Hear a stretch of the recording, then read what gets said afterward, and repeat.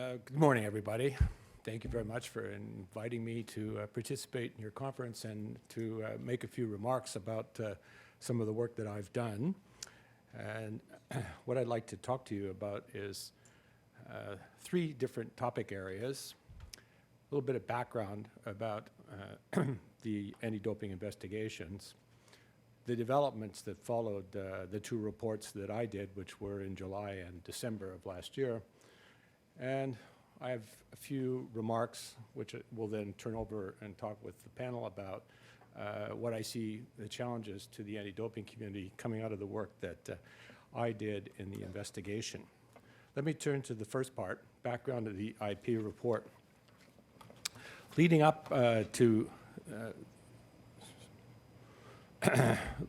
the IP was this ADR documentary. You have heard references to it yesterday. That was in December. The title was How Russia Makes Its Winners.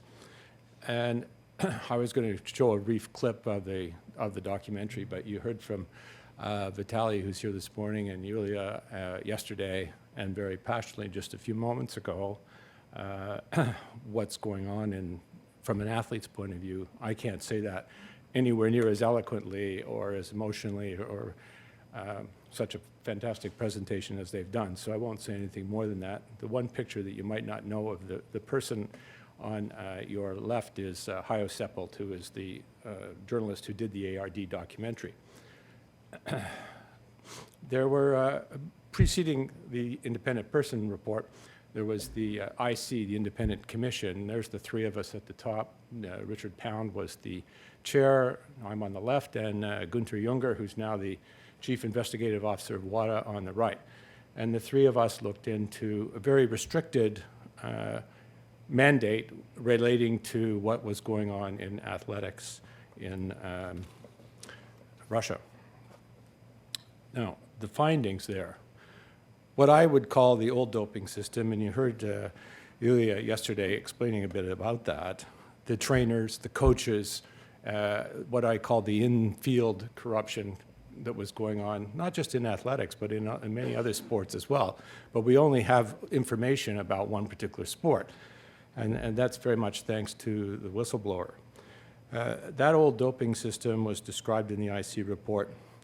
Also, the level of cheating and corruption that was going on, the dishonest doping control officers and the way in which they collected samples or didn't collect them and giving advance warnings, et cetera.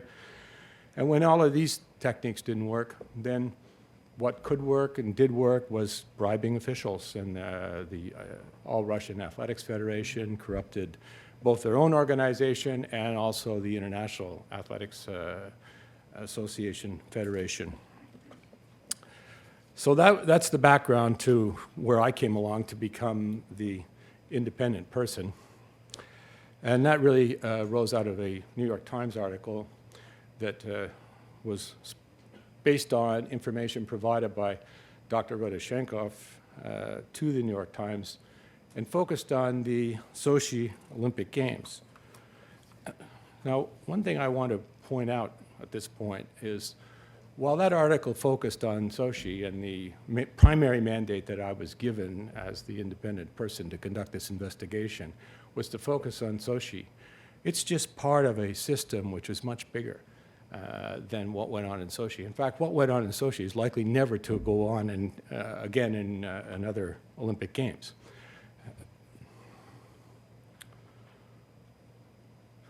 How do we set up the investigation? Well, there was an inquiry that was originated with the FBI, and they were looking into fraud and conspiracy issues. The Eastern District of New York had a look at the doping regime, including Dr. Rodashenkov, and they were looking for whether there was unfair advantages from a doping perspective according to various people that they were investigating and interviewing. Sorry, I'm messing up this presentation a little bit here. Here we go. And the potential charges that they were looking at would be conspiracy and fraud. So when I came along to be appointed to set up the investigation, first of all, I had to talk to a number of confidential witnesses. And as we did that, of course, we had to make commitments to them as to what we would put into the public domain of what they had to say to us. We also had the experience of a number of people who came to us at some stages, but then faded away for a variety of reasons, but mostly related to their own personal concerns and fears about what would happen to them, family members. And I want to underscore again, this was mentioned yesterday, how brave the Stepanovas have been in coming forward as whistleblowers, because there is certainly potentially personal jeopardy involved. We were able to obtain certain databases, both from computers and also from phones, and we were able to verify forensically that that was information that was created at the time it was supposed to have been created in 2014 and into early 2015. So we were satisfied that it was original and had come from sources within Russia. And we used the intelligence and data that was there to start the investigation and to conduct the inquiry. And as we transitioned from the independent commission to the independent person, I had to build on the IC's work and broaden the scope, because the IC had looked just at athletics. So what I think my report accomplishes is a deeper understanding of the state-directed manipulation and control and cover-up that went on.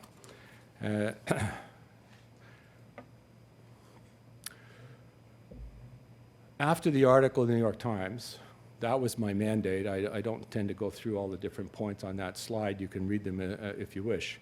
But it was to look at Sochi, but look beyond Sochi, and try and determine what was going on across sport within Russia. Now, the time frame was very short. I had to report by the 15th of July. It was a couple of days late. It was actually the 18th of July when I reported. And the reason for that was the Summer Olympic Games were upcoming in Rio, and if there were real problems, better to know about them before you ever get to Rio than have them come up or sit on them and not tell anybody about them until after Rio. So that was the deadline that I was given by WADA, and I observed the deadline. I wasn't entirely finished my work, which is why I had to extend it and had the second report that came out in December. But there was considerable anguish on the part of the IOC, the fact that it had come at that particular stage. But I think there was good reason for that. And I reported on time so that we would know what was going on if there was issues that needed to be dealt with at Rio. I don't intend to focus on the IOC and how it reported and dealt with the issues, but that's a whole different story, which is interesting but not directed at what I want to direct my remarks at today. What did I find? Well, aside from all these in-the-field activities that were described in the original IC, I found very quickly and at an early stage that there was a protection system operating within the Moscow lab, and it had been operating from somewhere around late 2011 or early 2012 right through 2015. So even operated during the course of the independent commission's investigations of what was going on. And it was what I called the disappearing positive methodology. Very simple, straightforward system, really. The sample comes in, the initial testing, screen testing, indicates possibility of a prohibited substance. Information is determined, gathered, sample number. A liaison person gets the sample number to RUSADA, who tells them who the athlete is. Communication goes up the chain to the Deputy Minister of Sport, a man named Nagarnov, and instructions come back, save or quarantine. Save means manipulate, i.e. Falsely report the information about the sample, and quarantine means go ahead and process it as you would any other sample that arrives. That was fundamental and operating throughout the period from 2012 forward for 3 years. Then along comes Sochi, In the meantime, what had happened is the FSB had developed a technique to open the sample bottles, and as a result of doing that, they then started to build a clean urine bank, which stored clean urine that was tested by the Moscow lab to make sure it was clean. And they had various techniques I don't need to go into about how all of that occurred. And the picture in the bottom of the screen, several people have used that. That comes from some of the data information that we have, and shows you how the place where it was all done was adjacent to the lab, but outside the controlled perimeter, which is the red line on the screen, and then the samples are passed back and forth through that hole at the bottom. So that was what was going on at Sochi, but far more important was what was going on across the entire sporting system. What we reported on was the institutional manipulation and control that was instituted by the Moscow lab. And look at the people that are involved in this process. It's not just the Moscow lab, but it's RUSADA, the anti-doping agency, the FSB, which is the federal police, CSP, which is an athlete assistance organization, and the Ministry of Sport. And the man who is the deputy minister of the Ministry of Sport is the picture. That's Nagornov. So we looked at the information we had, and we identified cheating not just in Sochi, not just the sample swapping there, also the Moscow 2013 championships, and you just heard one athlete who was there and the impacts on her, what was going on, because there was considerable cheating going on at that competition. And London 2012, and she was there as well, and there was cheating there, as the retesting is now dramatically demonstrating. And since I was asked to say, well, who's involved in this system, at least be able to identify them, I was able to identify over 1,000 athletes, but we weren't investigating athletes, we were investigating the system. So we provided that information to WADA, and all of it's been passed on to international federations. And, but that doesn't mean that they've committed anti-doping rule violations. All we can do is say that we can see that they were somehow, in some way, or some aspect involved in some aspect of the system. And it covered both summer and winter athletes, Olympic and Paralympic athletes.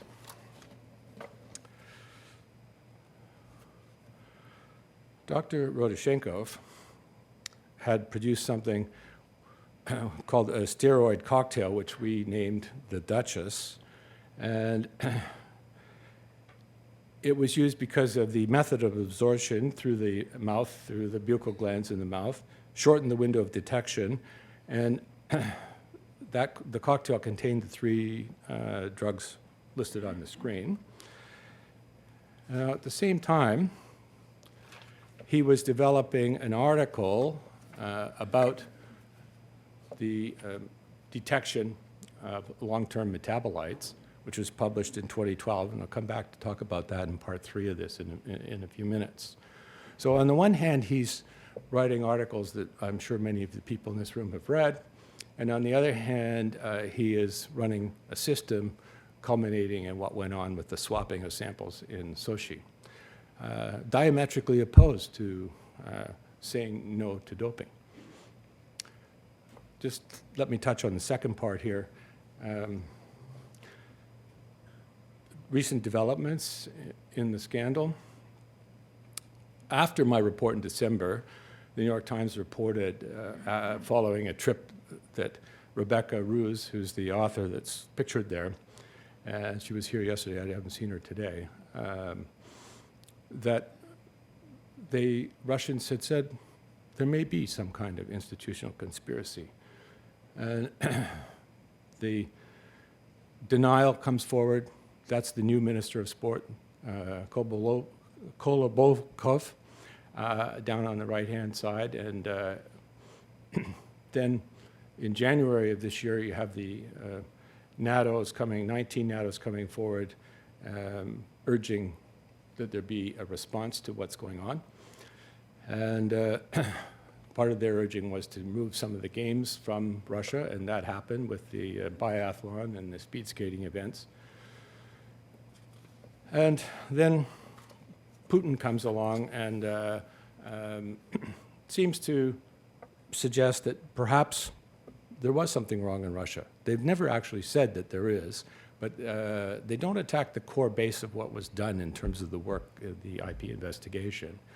I take that to mean that they don't because they can't, because it is accurate, and they probably never will admit that they've engaged in these activities.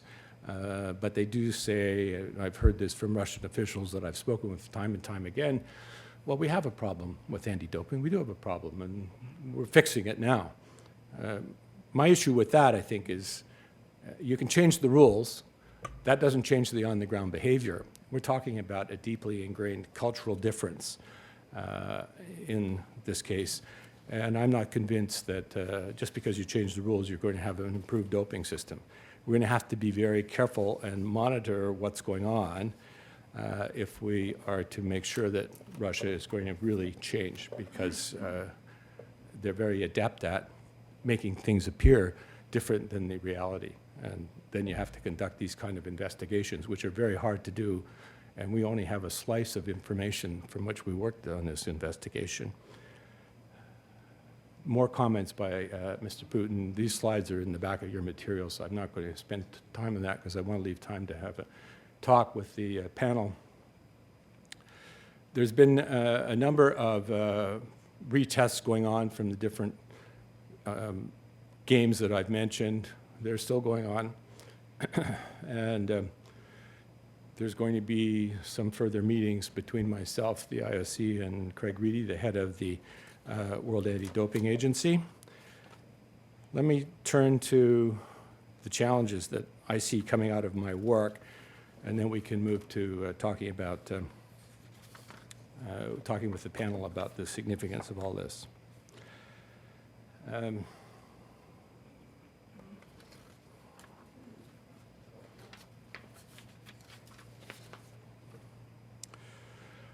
Protection against more complex and sophisticated doping regimes.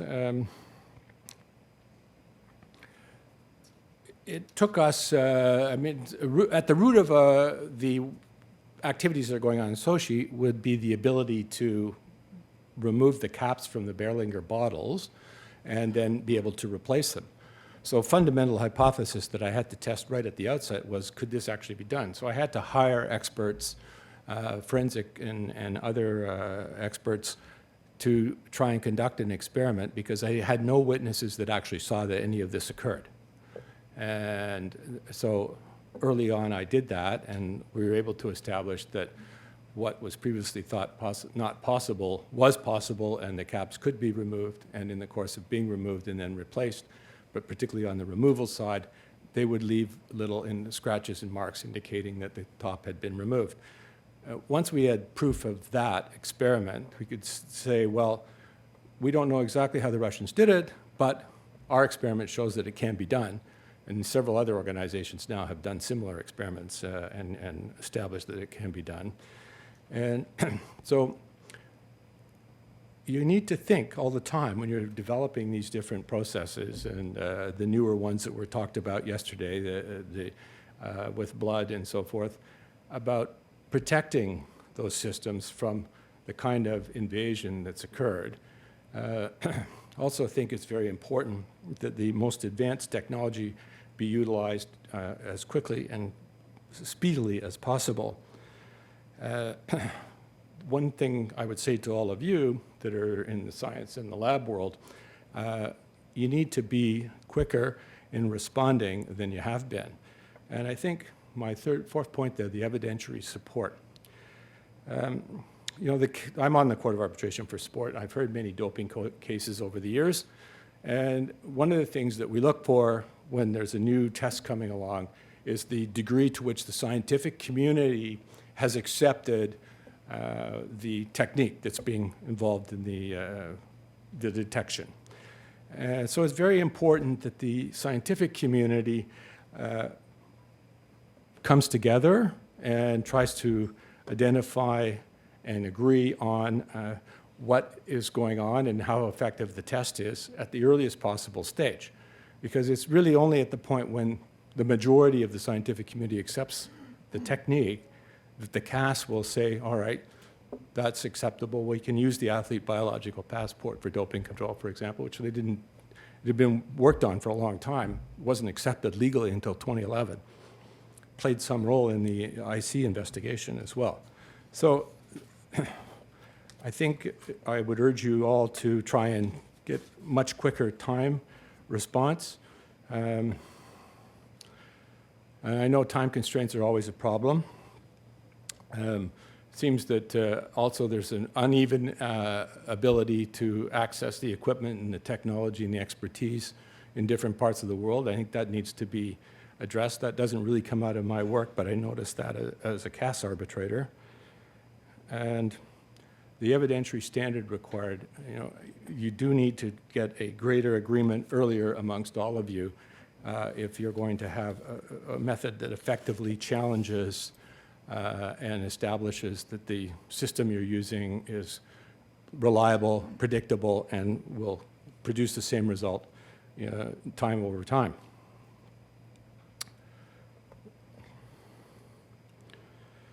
Also, it's a very technical area, as many people have pointed out throughout yesterday and today. I think one of the skills of a trial lawyer, a litigation lawyer, and of a good arbitrator in an arbitration proceeding is to take very complex matters, scientific matters and other matters, and reduce them to their base, straightforward, simple, understandable points that somebody who's intelligent but not necessarily trained in the discipline can understand. And that translation from that high-level findings to that level of understanding that makes it easy to explain and interpret what's going on is very important. And I'd urge all of you, and I've seen some of you at least, lab directors and so forth, as witnesses, to work on trying to do that and work with the lawyers that are presenting the cases to try and produce a sensible, straightforward, simplified explanation. Also, seems to me we have considerable problems with translation issues, and of course I had those in the extreme because everything I was dealing with was in Russian, and I had Russian speakers working with me who were also trained as lawyers. And it seems to me also very important about the confidentiality, and let me just give you an illustration of that. When we developed our experiments, it was just ahead of Rio that we were able to open the bottles and knew that the Russians therefore could open the bottles. We didn't want to create a massive concern about Berlinger, the company, and Berlinger bottles, which we knew would be used in the Rio Games. So we just first of all described it as not being tamper-proof, but tamper-evident. That is, with a microscopic examination, you could see these marks and scratches and determine that the caps had likely been removed. There were other tests that we did to establish that that, in fact, was the case. But keeping back some of that information, which we've now put onto a website, because all of the evidence that we can make publicly available is now publicly available, but being confidential and careful in those interim processes is a critical part of the scientific process and the legal process that's involved, and also critical to effective investigation work.